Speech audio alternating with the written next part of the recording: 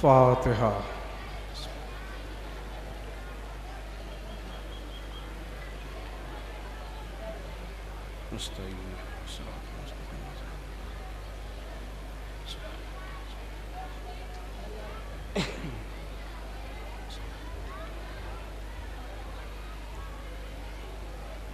اعوذ باللہ من الشیطان اللعین الرجیم،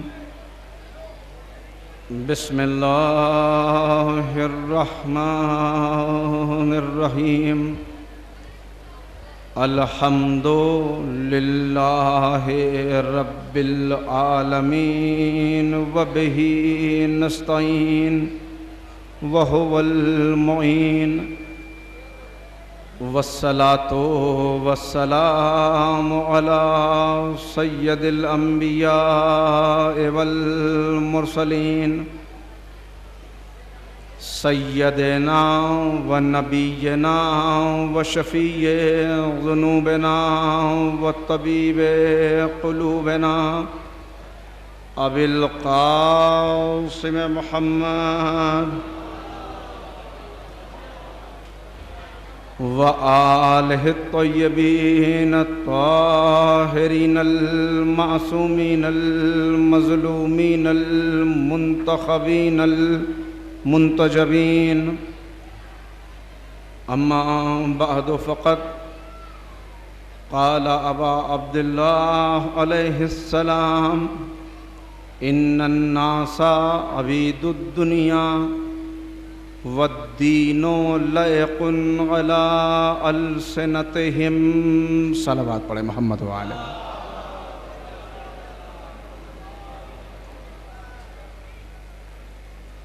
بزرگان محترم و نوجوانان عزیز،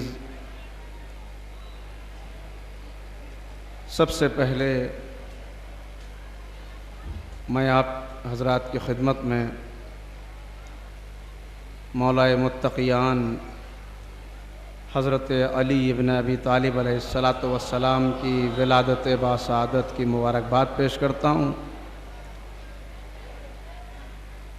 آئیے ہم سب مل کر وقت کے امام کی خدمت میں ہدیہ تبریک پیش کریں۔ ایک بلند صلوات سے امام کی خدمت میں حاضر ہوں۔ اللہم صلی اللہ۔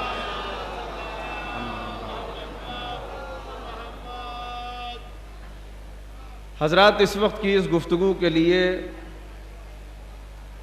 میں نے سرکار سید الشہداء امام حسین علیہ السلام کے خطبے کا ایک چھوٹا سا فقرہ آپ کی خدمت میں تلاوت کرنے کا شرف حاصل کیا ہے۔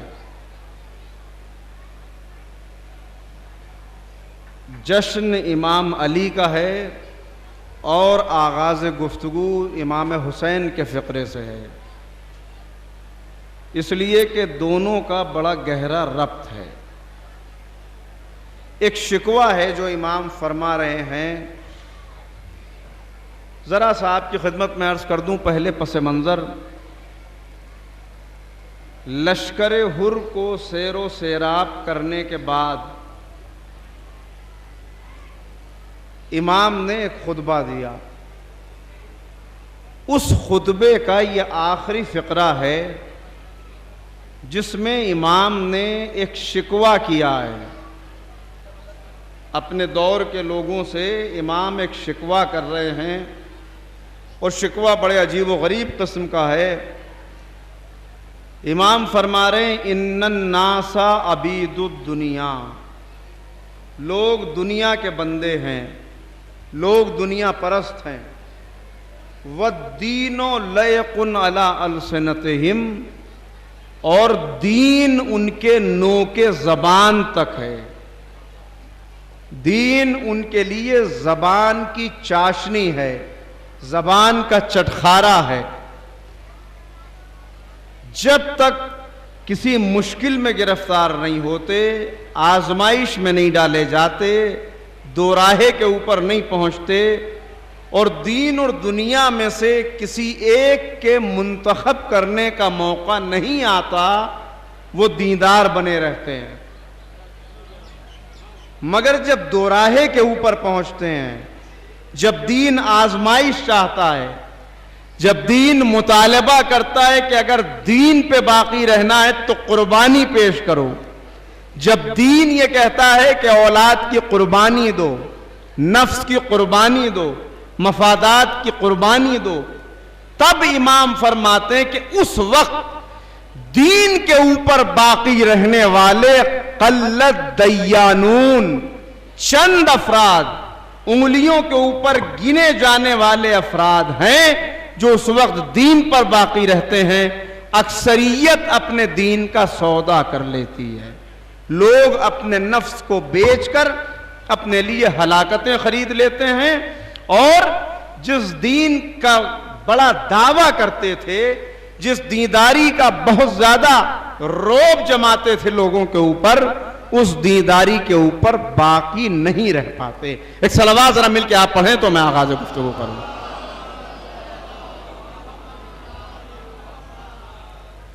دیکھیے، مجھے آہستہ آہستہ گفتگو کرنی ہے، بڑا اہم موقع ہے، جشن ولادت ہے، یوم ولادت کی تقاریر آپ صبح سے سماعت فرما رہے ہیں، رات آپ نے جشن میں بھی شرکت کی، ابھی کچھ دیر پہلے جلوس نکلا اس میں بھی آپ شریک ہوئے، مگر ذرا سا ہمیں غور یہ کرنا ہے کہ یہ سب کرنے کے بعد بھی کیا ہم نے حق ولایت ادا کر دیا؟ ذرا سا صرف سوچنا ہے، غور کرنا ہے، اور یہ دیکھنا ہے کہ امام نے جو شکوہ کیا اس دور کے افراد سے، کہیں اس شکوے کے اندر ہم تو شامل نہیں ہو رہے۔ کیوں؟ میں عرض کرتا ہوں آپ کی خدمت میں، مگر پہلے یہ عرض کر دوں کہ امام کی چند لفظیں ہیں بظاہر، بہت مختصر سا جملہ ہے، چند لفظیں ہیں، لیکن ان چند لفظوں کے اندر پوری تاریخ سمٹی ہوئی ہے، غدیر سے کربلا تک کی۔ ذرا توجہ فرمائیں گے، ارباب فہم و فکر موجود ہیں۔ غدیر سے کربلا تک کی پوری تاریخ ہے جو ان چند لفظوں کے اندر سمٹی ہوئی ہے، جو اصل میں امام کا شکوہ ہے۔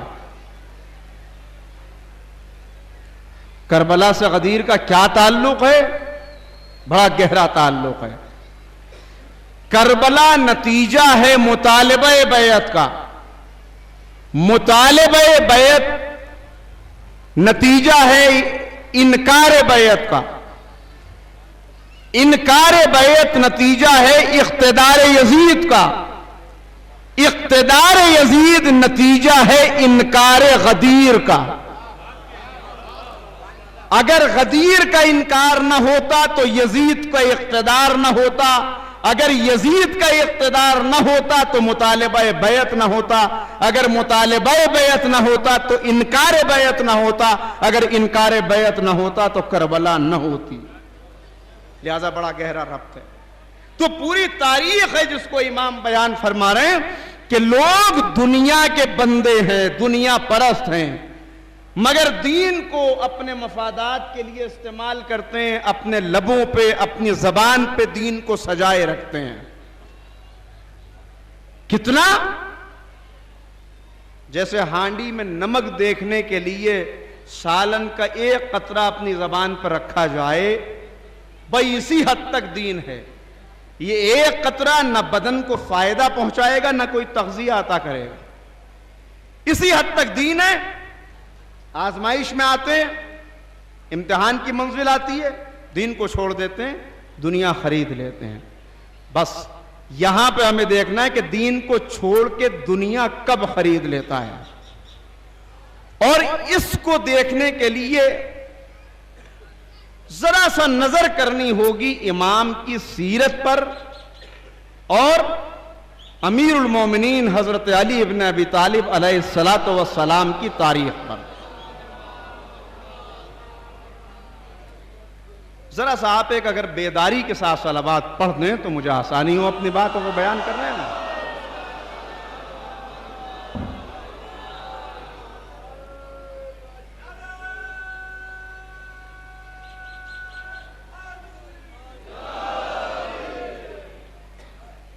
دیکھیے ایک سوال ہے جو میں آپ سے کرتا ہوں اور اس پہ غور و فکر کریں.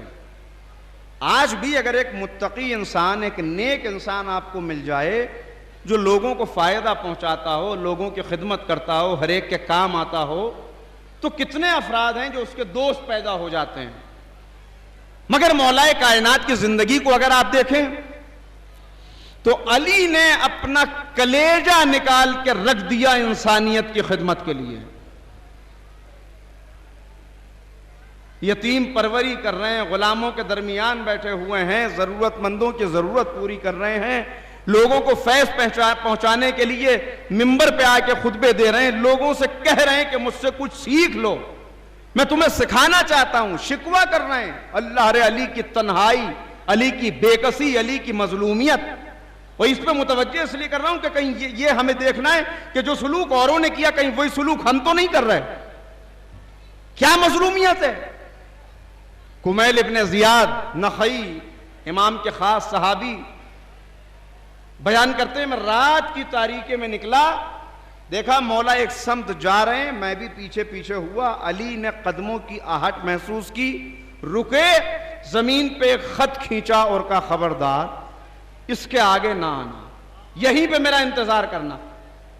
کمیل کہتے ہیں میں رک گیا، بیٹھ گیا مولا کے انتظار میں. مولا چلے گئے، کچھ دیر گزری، واپس آئے تو میں نے محسوس کیا کہ علی رو کے آئے ہیں، ریش مبارک آنسوؤں سے بھیگی ہوئی ہے، دامن تر ہے. واپس آئے، آنے کے بعد ایک مرتبہ کمیل کہتے ہیں میں تڑپ گیا اور میں نے تڑپ کے پوچھا مولا مجھے روک کیوں دیا تھا، کہاں تشریف لے گئے تھے؟ تو آنکھوں سے آنسو بہ نکلے اور کہا اے کمیل اس سینے کے اندر علم کا سمندر ہے جو موجزن ہے، میں چاہتا ہوں یہ علم کسی کو سکھا دوں مگر کوئی صاحب ظرف نہیں ملتا. آپ توجہ فرما رہے ہیں، مظلومیت دیکھیے گا، کوئی صاحب ظرف نہیں ملتا. اور اس کے بعد کہتے ہیں ایک زہرا تھی جن سے اپنی باتیں بیان کر دیا کرتا تھا مگر بھری دنیا میں وہ بھی مجھے اکیلا چھوڑ کے چلی گئی. توجہ فرمائی آپ نے، تنہائی علی. آج فضائل علی کے بیان کرنے والے آپ کو بہت مل جائیں گے. عبد المسیح انطاکی کا اسلام سے کوئی تعلق نہیں ہے مگر مولا کائنات کی شان میں ہزاروں اشعار کہہ ڈالے. روپ کماری کا اسلام سے کوئی تعلق نہیں ہے مگر مولا کی شان میں کہنے پہ آئی تو بہت سے اشعار نظم کر دیے. جورج جرداق کا اسلام سے کوئی تعلق نہیں ہے لیکن علی کی عدالت پہ بات کرنے پہ آیا تو صوت العدالت الانسانیہ اور کتنی ہی کتابیں لکھ دی. توجہ فرمائی. میخائیل نعیمہ کا اسلام سے تعلق نہیں ہے لیکن جب لکھنے پہ آئی تو اس سے یہ لکھنا پڑا اور یہ کہنا پڑا کہ علی سے بہتر انسان اس کرۂ ارض پہ نہ کوئی گزرا ہے نہ شاید اب گزرے گا. مگر علی کو اچھے افراد نہیں ملے. وہ کہتی ہے علی کو آڈینس اچھے نہیں ملے. علی سکھانا چاہ رہے تھے مگر لوگ سیکھنے پہ تیار نہیں تھے. کتنا سکھانا، کتنا فیض پہنچانا چاہ رہے ہیں انسانیت کو. ضربت لگ چکی ہے. ضربت لگنے کے بعد حکیم نے، طبیب نے جواب دے دیا ہے اور کہا مولا اب آپ وصیتیں کر لیجئے. تمام اہل خانہ جمع ہیں، امام حسن سامنے بیٹھے ہوئے ہیں. پہلی وصیت یہ کی ان خواتین کو اندر پہنچا دو، گھر کے دروازوں کو کھول دو اور تمام اصحاب سے کہو کہ میرے پاس جمع ہو جائیں. اصحاب جمع ہوئے. ذرا کیفیت کا اندازہ رکھیے گا. سر پہ ضربت لگ چکی ہے، 3 دن بستر پر تڑپ چکے ہیں. طبیب نے جواب دے دیا ہے، وصیت کرنے کے لیے کہہ دیا ہے، وصیت کر رہے ہیں. کہتے ہیں میرے اصحاب کو بلا دو. اصحاب جمع ہوئے. آواز میں کمزوری ہے. ایک مرتبہ کہا سلونی سلونی قبل ان تفقدونی، پہلے کہ میں تمہارے درمیان نہ رہوں. اور اس کے بعد خود کہتے ہیں دیکھو مجھ سے سوال کر لو مگر کوئی ایسا سوال نہ کرنا جس کا جواب لمبا ہو، اس لیے کہ اب میرے بدن میں اتنی طاقت نہیں ہے کہ لمبے سوال کا جواب دے سکوں. زہر اثر کر چکا ہے، اعضاء جواب دے چکے ہیں، قوتیں ختم ہو چکی ہیں. مگر اس کے باوجود علی چاہ رہے ہیں کہ جاتے جاتے بھی اگر کسی کے ذہن میں کوئی اشکال ہے، کوئی کچھ پوچھنا چاہتا ہے تو مجھ سے پوچھ لیتا کہ اس تک بات کو پہنچا دوں. ہے کوئی اتنا بڑا انسانیت کا کرم نواز، انسانیت پر رحم کرنے والا، جو چاہ رہا ہے کہ دنیا لے لے. اب بس یہاں تک میں بات کو لایا. اب آپ سے سوال کرتا ہوں کہ ایسے انسان کے اگر تاریخ میں دشمن ہو جائیں تو سوچنا پڑے گا کہ ایسے کریم کے دشمن ہوئے تو کیوں ہوئے؟ کیوں لوگوں نے ساتھ چھوڑ دیا؟ کیوں علی نے تنہائی کا شکوہ کیا؟ کہاں چلے گئے چاہنے والے؟ کس لیے لوگوں نے فیض نہیں اٹھایا؟ دشمنیاں کیوں ہوئیں؟ جب آپ اس سوال کا جواب تاریخ میں تلاش کریں گے کہ دشمنیاں کیوں ہوئیں. اچھا دیکھیے، یہ بھی عرض کر دوں آپ کی خدمت میں، اس لیے کہ مجھے آپ کو سنانا بھی ہے اور سونے بھی نہیں دینا ہے. اور وقت ایسا ہے یہ کہ اس وقت کچھ تو موسم کی شدت طبیعتوں پہ غالب آتی ہے، کچھ یہ وقت ہی ایسا ہے کہ اس وقت نیند حملہ کرتی ہے شدت سے. لہذا پہلے ایک جملہ کہہ دوں، اس کے بعد بات تکاؤں کہ علی کو دوست ملے تو دوست بھی ایسے کہ تاریخ کروٹیں بدلتی رہے. علی کے دوستوں کا دوستی میں جواب نہیں لا سکتی. اور دشمن ملے تو دشمن بھی ایسے فطرت کے کمینے اور ذلیل کہ ان کا بھی کوئی تاریخ میں دوسرا جواب نہیں ملتا.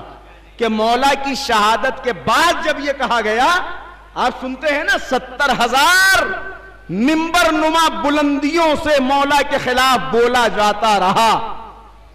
تاریخ نے انہیں ممبر لکھا مگر میں کبھی ممبر نہیں کہتا، اس لیے کہ ممبر وہ ہوتا ہے جہاں سے علی کے فضائل بیان ہوں. اگر فضائل بیان ہو تو پھر اونٹوں کے کجاووں کو بھی ممبر کہا جا سکتا ہے. توجہ فرمائی آپ نے. تو نہ دوستوں کا دوستی میں کوئی جواب ہے، نہ دشمنوں کا دشمنی میں کوئی ثانی ہے. کیوں آخر ایسا دشمن کہ شہادت کے بعد لوگ کہتے ہیں کہ اب تو علی اس دنیا میں نہیں رہے، اب کم سے کم یہ دشنام بند کر دیا جائے، یہ گستاخی بند کر دی جائے، ممبروں سے یہ نازیبہ کلمات علی کے خلاف نہ کہے جائیں. تو کہنے والا کہتا نظر آتا ہے، نہیں، یہ سلسلہ میں اس وقت تک نہیں روکوں گا جب تک آنے والی نسلوں کے ذہن سے علی کا نام نہ مٹ جائے. توجہ فرمائی آپ نے. یہ ہے دشمن کی دشمنی. شہادت کے بعد انسان دنیا سے چلا جائے دشمنی ختم ہو جاتی ہے، مگر وہ کہہ رہے جب تک بچے جوان نہ ہو جائیں، جوان بوڑھے نہ ہو جائیں، لوگوں کے ذہن سے علی کا نام مٹ نہ جائے، اس وقت تک اس سلسلے کو میں روکنے والا نہیں ہوں. ایسے دشمن. اور دوست کیسے؟ سولی پہ چڑھا دو، گردن کاٹ دو، ذبح کر دو، آوارہ وطن کر دو، اولادوں کی قربانی لے لو. حکومتوں کو شکوا رہا اور حاکم حیرت کرتے رہے کہ یہ علی کے چاہنے والے عجیب ہیں. ہم ان سے کہتے ہیں ترازو کے ایک پلڑے میں بیٹھ جاؤ، تمہارے برابر لالو جواہر تول دے، مگر یہ حکومتوں کو ٹھوکر مار دیتے ہیں جو کہ سوکھی روٹی کھانے والے کے دروازے پہ چلے جاتے ہیں. نہ دوستوں کا دوستی میں کوئی ثانی، نہ دشمنوں کا دشمنی میں. کیوں دشمنی ہوئی ایسی؟ اچھا 90 برس تک یہ سلسلہ جاری رہا. 90 برس بہت ہوتے ہیں، 70 برس کسی نے لکھا، چاہے 70 ہی مان لیں. 70 برس تک 70,000 بلندیوں سے مولا کے خلاف بولا جاتا رہا اور کہنے والا یہ کہتا رہا میں یہ چاہتا ہوں علی کا نام لوگوں کے ذہن سے محو ہو جائے. میں کہتا ہوں آج حساب کر کے دیکھ لیں، آج غور کر لیں. دشمنوں نے دولت لگائی، اسلحہ لگایا، خزانہ لگایا، خطیب لگائے، خریدا گیا قلم کو، خریدا گیا زبان کو، خریدا گیا خطیبوں کو، اور ان سے مولا کے خلاف بلوایا گیا. میں کہتا ہوں آج فیصلہ کر لیں، آج دیکھ لیں. ہم مولا سے 1400 برس کے فاصلے پہ کھڑے ہوئے ہیں. اس وقت دشمن یہ چاہتا ہے علی کا نام لوگوں کے ذہن سے مٹ جائے. میں کہتا ہوں آج موقع دور نہیں ہے، آپ تلاش کیجئے، دیکھیے، نتیجہ آپ کی خدمت میں پیش آ جائے گا. آپ کے سامنے کہاں گئے وہ سب جو نام کو مٹانا چاہتے تھے؟ جھک گئی تلواریں، ٹوٹ گئے خنجر، کند ہو گئی شمشیریں، مگر علی کل بھی عظمتوں کا کعبہ تھا، آج بھی بلندیوں کا کعبہ ہے۔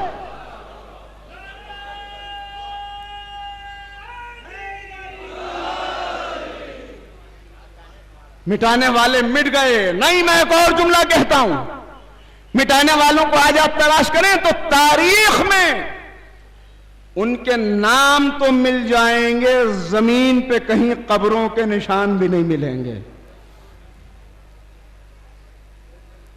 یہ دوستی میں دشمنی میں بڑھتا چلا گیا۔ کیوں ہوئی عداوت؟ دیکھیں کچھ تو وہ تھے، بس یہاں تک لانا تھا آپ کو، کچھ تو وہ تھے کہ جنہیں دشمنی اس لیے تھی کہ علی کی ذوالفقار نے ان کے اجداد کو قتل کیا تھا، علی کی تلوار نے اسلام کے دشمنوں کا صفایا کیا تھا، اور وہ ان کے آباء و اجداد تھے۔ ایک دشمنی کی وجہ یہ تھی، اس گروہ سے ابھی ہمیں کچھ لینا دینا نہیں، چھوڑ دیجئے ان کو۔ ایک وجہ دشمنی کی یہ تھی کہ قرآن کریم اور احادیث پیغمبر میں مولا کے فضائل اتنے وارد ہوئے تھے کہ یہ علی کے فضائل کی تاب نہیں لا پا رہے تھے، اس لیے دشمن تھے۔ لیکن ایک گروہ اور تھا جس کی طرف آپ کی توجہ دلانا ہے۔ یہ کون سے دشمن؟ ایک دشمن وہ بھی تھے جو پہلے دوست تھے، بعد میں دشمن ہو گئے۔ پہلے دوست تھے، بعد میں دشمن۔ یہ دوست دشمن کیسے ہو گئے؟ یہاں پہ لانا ہے اور غور کرنا ہے۔ امام کا جو شکوہ ہے کہ اس کے اندر ہم تو شامل نہیں ہو گئے۔ جو دوست تھے وہ بعد میں دشمن ہو گئے۔ دیکھیے طلحہ اگر دشمنی کر رہے تھے تو بات سمجھ میں آتی ہے، اس لیے کہ طلحہ کا تعلق ہی بنی امیہ سے تھا، ان کی دشمنی سمجھ میں آتی ہے۔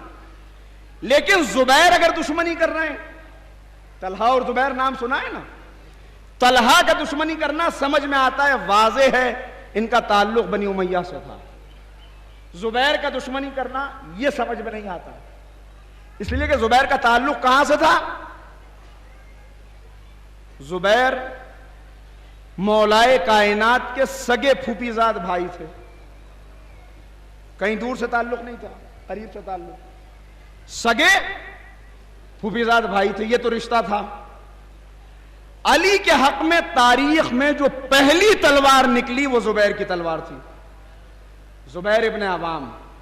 مولا کی حمایت میں جو پہلی تلوار تاریخ میں نکلی، میں آپ کو موقع بتاؤں، ایک مرتبہ ذرا مل کے صلوات پڑھیں تو موقع بتاتا ہوں۔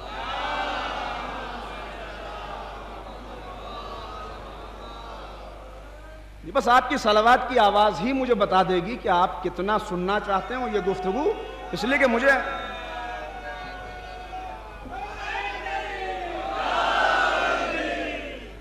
جیسی میں گفتگو میں کر رہا ہوں، ظاہر ہے کہ اس کے اوپر تو آدمی غور و فکر کرتا ہے، نعرے وارے تو لگاتا نہیں ہے، اور مجھے غور و فکر ہی کرانا بھی ہے آپ کو۔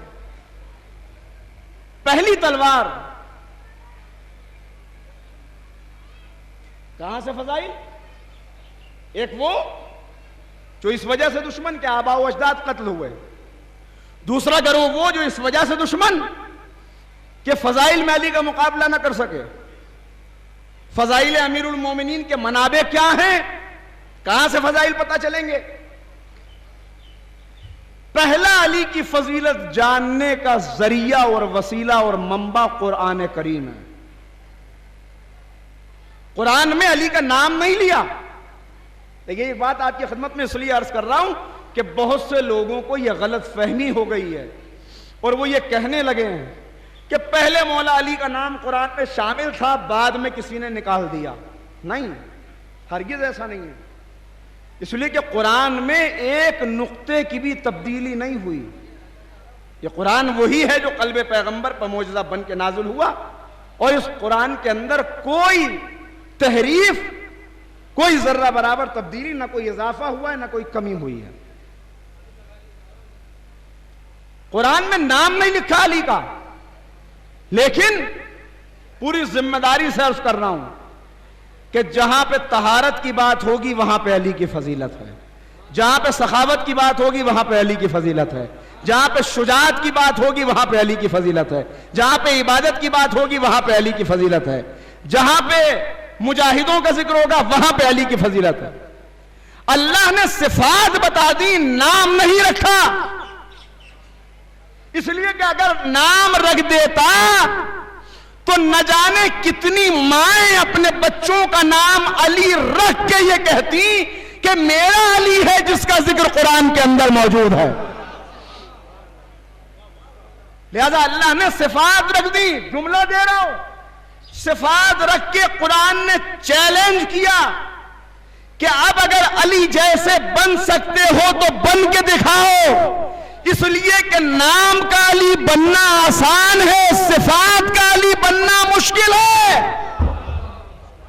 صلوات پڑھیں محمد و آل محمد پر۔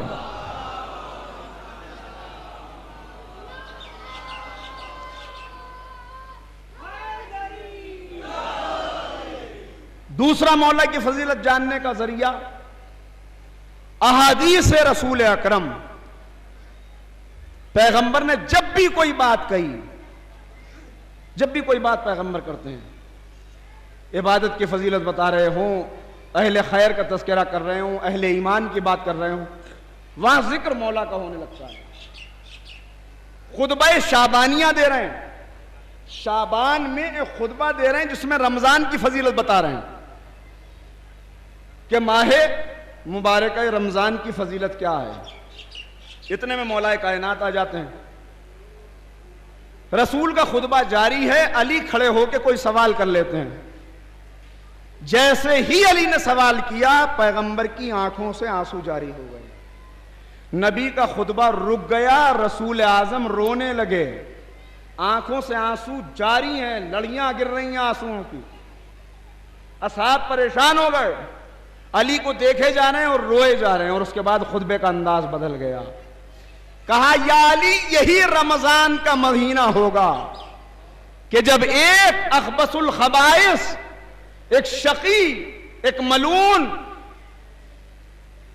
سجدے کے عالم میں تمہارے ضربت لگائے گا، وہ ضربت اتنی شدید ہوگی کہ تمہاری ریش مبارک خون سے تر ہو جائے گی۔ آپ نے اندازہ کیا، بیان کر رہے ہیں رمضان کا، بات آ گئی علی کی۔ اس کے علاوہ جگہ جگہ یا علی انت حبل المتین، انت صراط مستقیم، علی تم صراط مستقیم ہو علی۔ یہ ہے دوسرا۔ تیسرا ذریعہ خود امیر المومنین حضرت علی بن ابی طالب علیہ السلام کے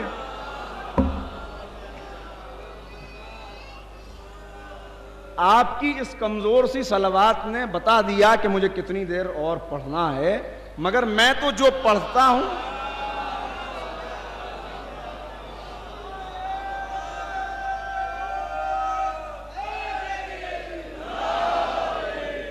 مجمع کی پرواہ میں نے کبھی کی نہیں کہ مجمع کس رخ پہ جا رہا ہے، اس لیے کہ میں مجمع کے مزاج کو دیکھ کے پڑھنے والا ہوں۔ مجھے تو اپنی بات بتانی ہے، اور اپنی بات بھی نہیں، اہل بیت کی بات بتانی ہے، اور بات ایسی بتانی ہے کہ جب یہاں سے جائیں تو کچھ دیر بستر پر لیٹ کے غور و فکر کریں کہ جس مولا کا ہم اتنا ذکر کرتے ہیں، جس کے فضائل پہ ہم اتنا جھومتے ہیں، اس مولا کے پیغام پہ ہم نے عمل کتنا کیا۔ بس میرا یہ مقصد ہے۔ اس کے علاوہ تیسرا ذریعہ خود مولا کے خطبات، مولا کے فرامین، مولا کے فرمودات جو امام نے بیان فرمائے، جس سے ہم کلی طور پر تقریباً الا ماشاءاللہ چند لوگوں کے علاوہ نا آشنا ہیں، بے خبر ہیں پوری طرح سے، وہ عرض کروں گا۔ اب بات پلٹ کے وہیں پہ آتا ہوں۔ تو میں عرض کر رہا تھا کہ زبیر وہ مولا کے صحابی، چاہنے والے، رشتہ دار کہ جن سے رشتہ یہ ہے کہ پھوپھی، اتنے شدید ہیں محبت میں کہ پہلی تلوار جو علی کی حمایت میں نکلی وہ زبیر کی تلوار۔ کب نکلی وہ جگہ بھی آپ کو بتا دوں تاکہ بات بالکل واضح ہو جائے، اور عرض یہ کرنا ہے کہ دوست دشمن کیسے ہو جاتا ہے، اور پھر ہمیں اپنے اوپر غور کرنا ہے۔ اس لیے کہ صرف دوست ہی نہیں ہے، رشتہ دار بھی ہے۔ موقع کیا تھا؟ موقع وہ ہے کہ دشمن در فاطمہ پہ آگ اور لکڑیاں لے کے جمع ہیں اور آواز بلند ہو رہی ہے ابو الحسن کو نکال دو ورنہ ہم اس دروازے کو آگ لگا دیں گے. توجہ فرمائیے آپ نے. کہیں دنیا میں آگ لگ جائے کسی کے گھر میں محلے والے دوڑ پڑتے ہیں آگ بجھانے کے لیے, مگر مدینے میں رسول کی بیٹی کا یہ وہ در ہے جہاں دن میں 5 مرتبہ آ کر رسول اعظم سلام کیا کرتے تھے اور آیے تطہیر کی تلاوت کر کے کہتے تھے کہ اہل بیت رسول تم پر میرا سلام. اس در پہ آگ لگائی جا رہی ہے, کہیں سے کوئی آواز احتجاج, کوئی مردہ ہو چکا ہے ضمیر, سو چکا ہے ضمیر. ایسے میں اچھا یہ اور عرض کر دوں آپ کی خدمت میں, ایک اور مظلومیت مولا کی بتا دوں یہاں پہ آ کے. بس آپ مجھے آپ کے چہرے بتا رہے ہیں کہ آپ کتنا متوجہ ہیں, مجھے یہی توجہات چاہیے. ایک ملک میں یہ واقعہ میں نے بیان کیا, نام نہیں لوں گا غیبت ہو جائے گی, صرف بتا رہا ہوں کہ کہاں ہماری فکر پہنچ چکی. تو کچھ نوجوان بعد میں جمع ہو کے آئے اور انہوں نے کہا یہ بتائیے جب در فاطمہ پہ آگ لگی اور شہزادی کی پسلیاں ٹوٹیں تب علی کہاں تھے؟ توجہ. میں نے کہا بھائی تاریخ یہ بتاتی ہے کہ علی گھر میں موجود تھے, محراب عبادت میں تھے, مصلی پہ تھے اس وقت. تو اب جواب سنیں گے آپ,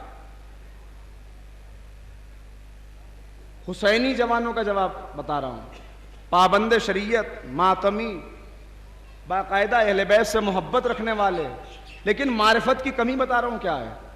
کہتے ہم ایسے علی کو نہیں مانتے کہ زوجہ زخمی ہو جائے اور وہ گھر میں بیٹھا رہے. اللہ رے علی کی مظلومیت, یہ مظلومیت کا ایک اور باب ہے کہ دنیا سمجھ نہیں رہی میرے مولا کو کہ کیا ہے. یہ مظلومیت کا ایک اور باب ہے.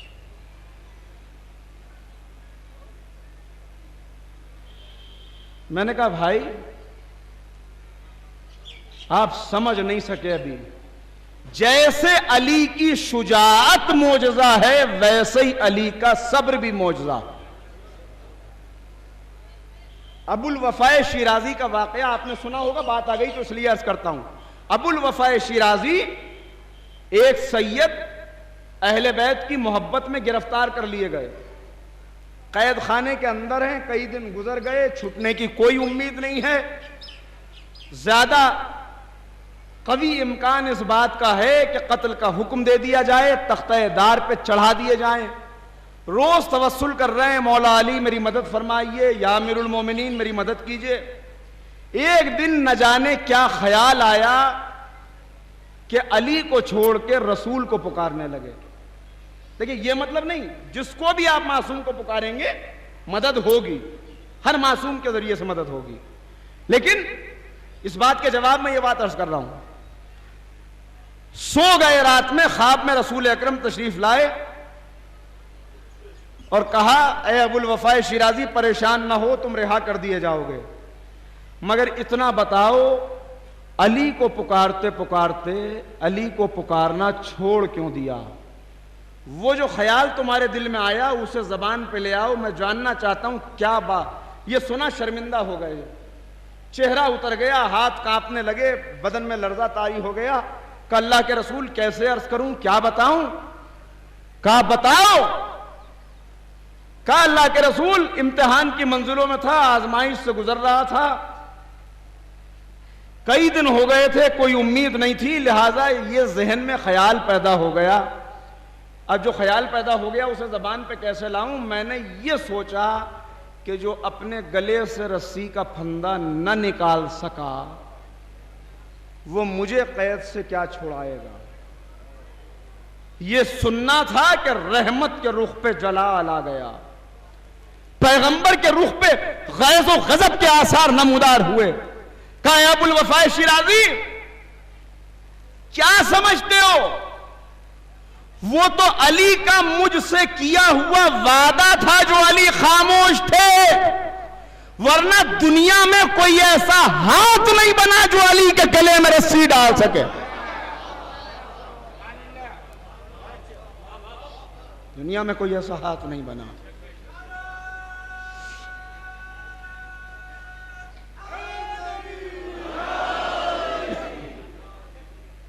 تو آپ نے غور کیا، یہ نازک لمحہ ہے، دروازے پہ آگ جل رہی ہے، سب ایک دوسرے کا چہرہ دیکھ رہے ہیں اصحاب باوفا. اور تاریخ نے جملہ لکھا ہے، عجیب و غریب جملہ ہے، ارتد الناس الا واحدا، ایک کے علاوہ سب تردد کا شکار تھے، ایک دوسرے کا چہرہ دیکھ رہے تھے اب ہمیں کیا کرنا چاہیے. ابو ذر سلمان کا چہرہ دیکھ رہے ہیں، سلمان ابو ذر کا چہرہ، کیا کریں، آگ لگ چکی ہے، نازک حالات ہیں، مولا کے گلے میں رسی ہے، علی کو گرفتار کر لیا گیا ہے، ہمیں کیا کرنا چاہیے.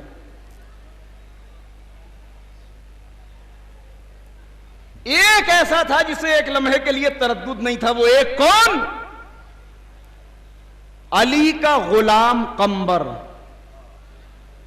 جس کے لیے تاریخ نے لکھا کہ ہاتھ قبضہ شمشیر پہ تھا، نگاہ علی کے چہرے پہ تھی، دیکھ رہے تھے اگر مولا نے آنکھ کا اشارہ کیا تو تلوار ابھی باہر ہوگی، ورنہ اگر علی جیسا شجاع خاموش ہے تو ہمیں بھی بولنے کا کوئی حق نہیں ہے.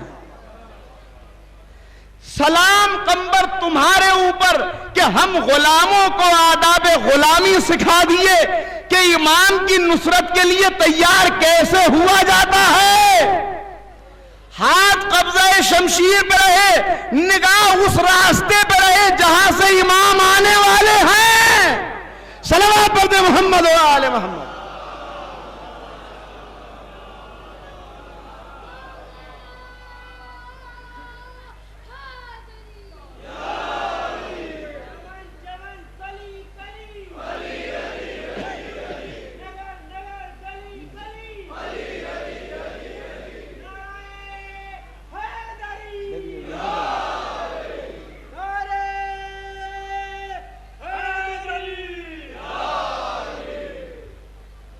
اس وقت یہ جو نازک مرحلہ تھا، نازک لمحہ، اور کتنا نازک لمحہ تھا ذرا سا آپ اندازہ کر لیں اس کا پوری طرح، تب میں آپ کی خدمت میں اصل بات عرض کروں. ایک عجیب و غریب واقعہ لکھا ہے کہ جب گرفتار کر کے لے کے چلے، یہ بہت بڑا باب ہے جس میں نہ جانے کتنی باتیں عرض کی جا سکتی ہیں، لیکن ظاہر ہے کہ دامن وقت میں بھی گنجائش نہیں، اور مجھے اصل جہاں تک آنا ہے وہیں تک بات کو لانا ہے. جب گرفتار کر کے لے کے جا رہے، اچھا گرفتار کیسے کیا تھا؟ کوئی رسی نہیں تھی باقاعدہ، دشمن نے اپنا بیان خود لکھا ہے، مکالمہ بھی ہے اور خط بھی موجود ہے کہ جس میں ایک دوسرے سے پوچھتا ہے کہ تو نے اتنا بڑا کام کیسے کر دیا. مصائب کی منزل میں بات آ گئی ہے، مگر میں کیسے عرض کروں. کہا کہ جب زہرا علی کی ڈھال بنی ہوئی کھڑی تھی تو کیسے علی تک پہنچ گیا. ایک ظالم دوسرے ظالم سے پوچھ رہا ہے. اب اس کے بعد جو کچھ اس نے کہا وہ مصائب کی لفظیں اس لیے انہیں چھوڑ رہا ہوں، مگر اتنا سمجھ لیجئے وہ کہتا ہے کہ جب دروازے پہ ٹھوکر ماری تو دیکھا زنجیر پہ شہزادی کا ہاتھ رکھا ہوا ہے. ظالم کہتا ہے میں نے اپنے غلام کو حکم دیا، اس نے ہاتھ کے اوپر چھڑی برسانا شروع کی. بس اس سے آگے نہیں عرض کروں گا، چھوڑ دیا. وہاں جب مولا تک پہنچے عجیب و غریب منزل تھی. کہتے ہیں علی تیزی سے زہرا کی طرف آئے اور ہم سمجھے اب علی، ظالم کا بیان بتا رہا ہوں، ہم سمجھے کہ اب علی اپنا عہد توڑ دیں گے اور اب علی تلوار اٹھا لیں گے. مگر میں نے کہا نا اتنا کریم مولا کا، مگر ہم نے عجیب و غریب بات دیکھی. علی زہرا کے قریب آئے، بیٹھے، تسلی دی اور کہا بد دعا نہ کرنا، یہ آپ کے بابا کی امت ہے، اگر آپ نے بد دعا کر دی قیامت آ جائے. اور اس کے بعد ایک چادر تھی، چادر جس کو رسی کی شکل میں البیٹ دے کے اس کے بعد اس کو گلے میں ڈالا، لے کے چلے. جب باہر گلی کے اندر آئے تو ایک یہودی کا گزر ہو رہا تھا. اس یہودی نے یہ منظر دیکھا کہ مسلمان اپنے حلقے میں کسی کو گرفتار کر کے لے جا رہے ہیں. جیسے آدمی کو تجسس ہوتا ہے کہ کون ہے، کس کو پکڑا جا رہا ہے. نظر پڑ گئی چہرے پہ، جیسے ہی کری رکو ٹھہرو، ٹھہر جاؤ ذرا، سب کو رکا دیا، غور سے علی کا چہرہ دیکھا، ایک ایک گرفتار کرنے والے کو دیکھا، پھر علی کا چہرہ دیکھا، پھر سب کو دیکھا، اس کے بعد اپنے ہاتھ کو بڑھا کے کہا یا علی اپنا ہاتھ بڑھائیے تاکہ میں اسلام لے آؤں، تاکہ میں مسلمان ہو جاؤں۔ توجہ کیجیے گا، مولا نے ہاتھ بڑھایا، اس نے اسلام قبول کیا، کہا یا علی گواہ رہیے گا، جس وقت آپ کے دوست کم تھے اس وقت میں نے آپ کے ہاتھ پہ اسلام قبول کیا ہے۔ یہ کہہ کے رونے لگا، روتا ہوا آگے بڑھ گیا۔ آگے جب بڑھا تو کسی صحابی نے بازو پکڑ لیا کہ رک جا، ٹھہر جا، ٹھہر ذرا، جلدی نہ کر جانے میں۔ یہ بتا رسول نے اتنی تبلیغ کی، اتنی زندگی پیغمبر نے گزار دی، پیغمبر کے خطبوں کا اثر نہ ہوا، تبلیغ کا اثر نہ ہوا، اس وقت اسلام نہیں لایا۔ آج جب علی مظلوم ہیں، جب علی مجبور ہیں، جب علی گرفتار ہیں، بظاہر مجبور کہہ رہا ہوں، تب تو اسلام لے آیا؟ کہ خاموش ہو جا، میں خیبر کے میدان میں خود موجود تھا،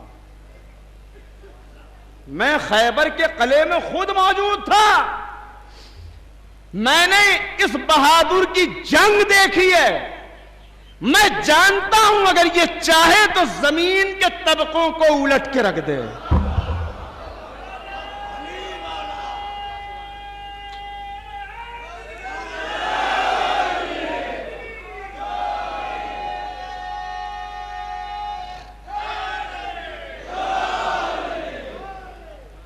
کہ میں اس کی طاقت، اس کا اختیار، اس کا زور بازو سب جانتا ہوں، یہ اگر چاہے زمین کے طبقوں کو الٹ کے رکھ دے، اور ان کو بھی جانتا ہوں جنہوں نے گرفتار کیا ہے، ان کی تاریخ مجھ سے چھپی ہوئی نہیں ہے۔ اتنا بہادر انسان اگر بے حیثیت لوگوں کے ہاتھوں گرفتار رہ کے چپ ہے تو اس کا مطلب اسی کا دین سچا دین ہے۔ توجہ فرمائیے آپ نے، اس کا مطلب اسی کا مذہب سچا مذہب ہے، کیونکہ کوئی بھی انسان اتنا بڑا ایثار بغیر سچائی کے نہیں دے سکتا۔ تو ایسے موقع کے اوپر جو ضبط نہ کر سکا، میں نے کہا نا سب تردد کا شکار ایک دوسرے کو دیکھ رہے تھے، مگر ایک ایسا تھا کہ جس نے علی کی حمایت میں اپنی تلوار نکال لی۔ وہ کون؟ زبیر ابن عوام، حضرت علی کے پھوپھی زاد بھائی، ہمیشہ علی کے ساتھ رہے ہر موقع کے اوپر، اتنا ساتھ رہے کہ مولا نے ان کے لیے ارشاد فرمایا زبیر ہم اہل بیت میں سے تھا یہاں تک کہ اس کا بیٹا جوان ہو گیا۔ مطلب سمجھے بزرگ، سمجھ گئے، بچوں کے نوجوانوں کے لیے عرض کر رہا ہوں، مطلب یہ کہ ہم اہل بیت میں سے تھا مگر اس کا بیٹا وہ ہے کہ جس نے اسے بھی تباہ کر دیا۔ بیٹا کون ہے؟ عبداللہ ابن زبیر۔ عبداللہ ابن زبیر کون ہے؟ وہ آپ تاریخ پہ جس کی نظر ہے وہ سمجھ گیا میری بات کو، تفصیل کا میرے پاس بھی اس وقت موقع نہیں، آپ جا کے دیکھیے گا کون ہے۔ اس وقت تلوار نکال لی کہ کیسے علی کو گرفتار کر لو گے جب تک زبیر موجود ہے، ٹھوکر لگی، زمین پر گرے، گرفتار کر لیے گئے، حملہ نہیں کر سکے، لیکن محبت کا عالم یہ تھا کہ تلوار نکال کے حملہ آور ہو گئے۔ اور اس کے بعد سب سے پہلے جو تلوار علی کے خلاف نکلی وہ بھی زبیر کی تلوار۔ یہاں پہ مجھے عرض کرنا ہے کہ امام حسین کا شکوہ کیوں ہے، وہ بھی زبیر کی تلوار۔ اتنا سچا چاہنے والا، اتنی محبت رکھنے والا، اتنا دی، وہ دشمن کیسے ہو گیا؟ ہو سکتا ہے دشمن، سمجھ میں آتی ہے بات، کیسے دشمن ہو گیا؟ یہ ہے وہ مرحلہ جہاں پہ ہمیں غور کرنا ہے کہ ہم نے امام کو کتنا پہچانا، کتنی امام کی معرفت حاصل کی، اور کتنے بڑے شیعہ واقعاً ہم امام کے ہیں۔ میں بار بار یہ جملہ کہتا ہوں، پھر دوہرا رہا ہوں کہ کسی شیعہ گھرانے میں پیدا ہونے سے کوئی شیعہ نہیں ہوتا. شیعہ وہ ہوتا ہے جس کا کردار میسم جیسا ہو، جس کی سیرت ابوذر جیسی ہو، جس کی شجاعت قمبر، یہ قربانیاں، یہ ایثار، یہ جب تک اتنا اپنے آپ کو وقف نہ کر دے. یہ دشمن کیسے ہوگا اتنے بڑے دوست؟ بھائی اسی پہ بات کو ختم کر دوں گا. دشمن کیسے ہوئے سنیے. ہوا یہ کہ جب مولائے کائنات کو ظاہری اقتدار ملا اور لوگوں نے علی کے ہاتھ پہ بیعت کر لی، وہ کیا منظر تھا اسے خود مولا نے نہج البلاغہ میں پورا بیان کیا ہے کہ تم لوگ مجھ پر ایسے ٹوٹ پڑے جیسے پیاسا کنویں کے اوپر ٹوٹ پڑتا ہے. میرا لباس پھٹ گیا، میرے حسن و حسین کچلے جانے لگے. اتنا ہجوم لوگوں کا، اتنے لوگ. اس وقت پہلے بیعت کرنے والوں میں جو لوگ تھے ان میں زبیر بھی تھے. جب مولا کی بیعت ہو گئی تو اب ایک دن سب کو تمنا تھی کہ ہم علی کے ساتھی ہیں، ہم نے ساتھ دیا ہے، ہم آڑے وقت میں کام آئے ہیں تو ہمیں کوئی نہ کوئی منصب ملے گا، کوئی نہ کوئی عہدہ ملے گا. ایک دن مولا نے زبیر کو بلایا اور کہا زبیر ہم نے تمہیں فلاں جگہ کا گورنر مقرر کیا ہے، گھر والوں سے رخصت ہو لو، سامان سفر تیار کر لو، شام کو آنا، تقرری کے کاغذات لینا، اس بستی میں چلے جانا، اللہ کے حکم کو نافذ کرنا، عدل کا نظام قائم کرنا اور وہاں جو بدعنوانیاں ہیں انہیں ختم کر دینا. کہا جی مولا. گئے، سب سے رخصت ہوئے، سامان سفر آمادہ کیا، مولا کی خدمت میں آئے. کہا یا علی آپ کے حکم کے مطابق میں جانے کے لیے آمادہ ہوں، اب مجھے اجازت دیجئے. امام نے کاغذات نکالے، تقرری کے حوالے کیے. کہا جاؤ فلاں جگہ جا کر نظام مصطفیٰ قائم کرو، اسلامی نظام قائم کرو، عدل قائم کرو. جب جانے لگے، رخصت ہونے لگے تو کہا یا علی آپ نے جو قرابت کا حق ادا کیا ہے، آپ نے جو رشتہ داری کا خیال کیا ہے، میں اسے کبھی بھولوں گا نہیں. بہت شکر گزار ہوں کہ آپ نے رشتہ داری کا خیال کیا. یہ جملہ زبان سے نکلنا تھا کہ مولا نے کلائی پکڑ لی. کہا ٹھہر جاؤ، رکو. کیا یہ سمجھتے ہو میں نے تمہیں اس لیے گورنر بنایا کہ تم میرے رشتہ دار ہو؟ اے زبیر میں تمہیں اہل سمجھتا تھا اس لیے گورنر بنایا تھا، مگر یہ رشتہ داری کا حوالہ دے کر تم نے ثابت کر دیا کہ تم نااہل ہو. اس لیے کہ جو رشتہ داری کا خیال کرتا ہو وہ پھر عدل کا نظام قائم نہیں رکھ سکتا. اس کا جھکاؤ ہمیشہ رشتہ دار کی طرف ہوگا، اور علی کو ایسا گورنر نہیں چاہیے کہ جو نظام عدل کو پامال کر دے. چلے جاؤ، تم اس لائق نہیں ہو کہ علی کا گورنر بن سکو. اللہ اکبر. غور کیا آپ نے؟ یہ ہے وہ منزل جہاں ہمیں اپنا محاسبہ کرنا ہے، جہاں ہمیں اپنے اوپر غور کرنا ہے. اس لیے کہ نظام عدل کو اگر قائم کرنا ہے تو ہر قسم کے تعصب کو دور کر کے، آج ساری دنیا میں یہی بدعنوانیوں کا سبب ہے. سب کی پالیسی کیا ہے؟ میرا برا بھی اچھا ہے اس لیے کہ میرا ہے، دوسرے کا اچھا بھی برا ہے اس لیے کہ ان کا ہے. اگر یہ فکر موجود ہے تو یہ فکر ابو سفیان کی فکر تو ہو سکتی ہے، علی کی فکر نہیں ہو سکتی.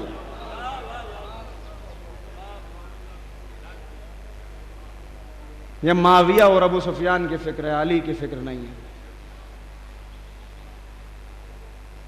امام فرماتے ہیں اب ذرا سا غور کریں، آئیں پلٹ کے یہاں سے اور دیکھیں، امام کہتے ہیں لیس من شیعتی، وہ ہمارے شیعوں میں سے نہیں ہو سکتا جو ہر دن اپنے عمل کا حساب نہ کرے۔ بس یہ پیغام ہے، اس کے اوپر بات کو مکمل کرنا ہے۔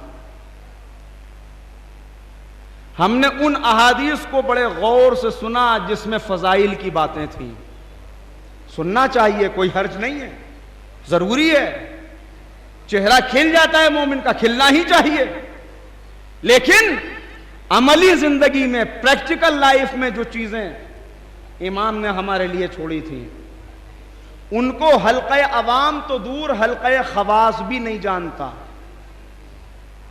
ایک چھوٹی سی بات ہے بالکل کہ ہمارے شیعوں میں سے نہیں ہو سکتا جو اپنے عمل کا حساب ہر روز نہ کرے۔ عمل کے حساب کا مطلب کیا ہے؟ ایک فرد سے قوم بنتی ہے، قوم سے معاشرہ بنتا ہے، معاشرے سے اسلامی نظام بنتا ہے۔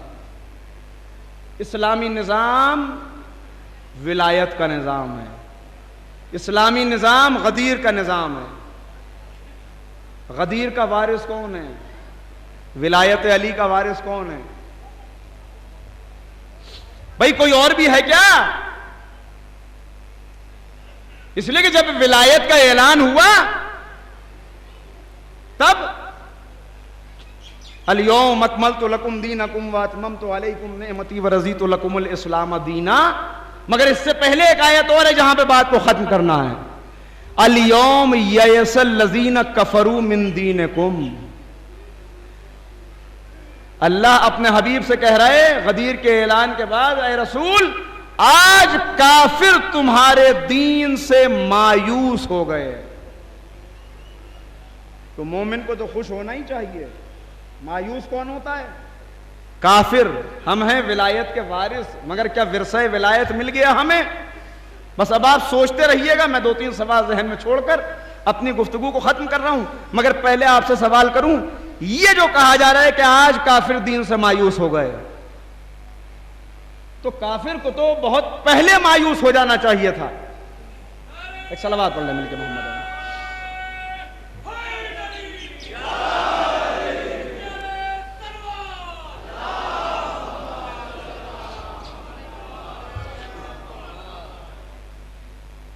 کافر آج غدیر میں مایوس ہوا؟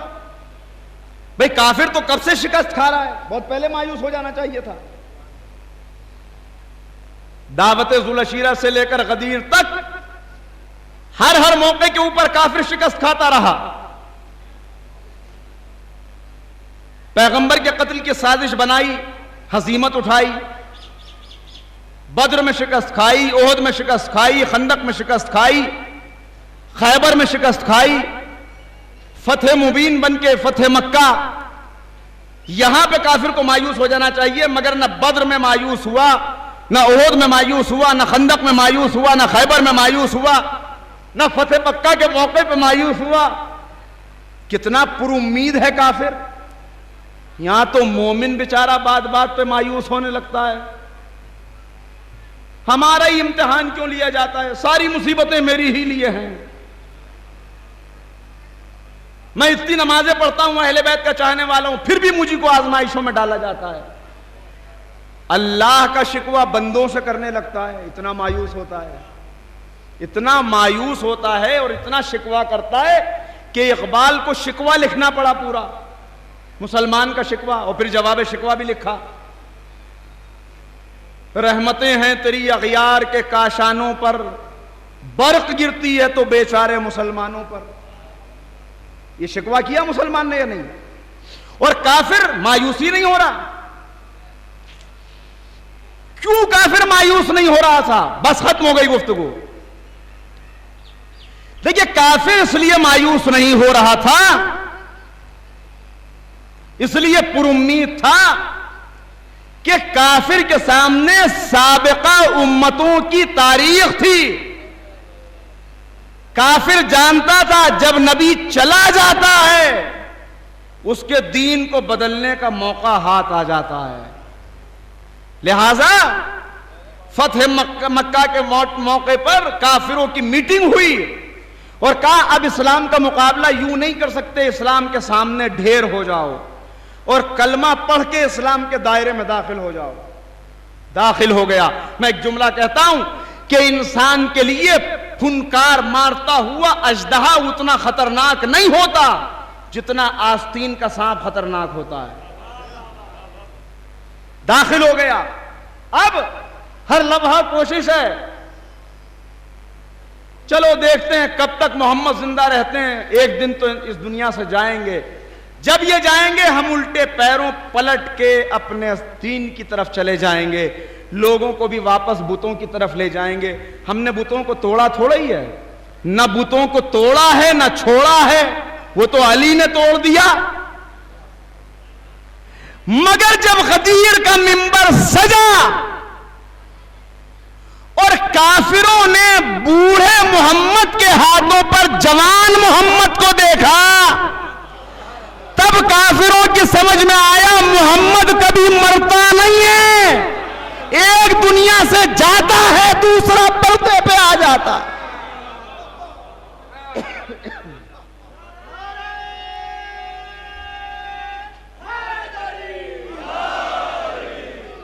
اور اس دن کافر مایوسی کا شکار ہوا.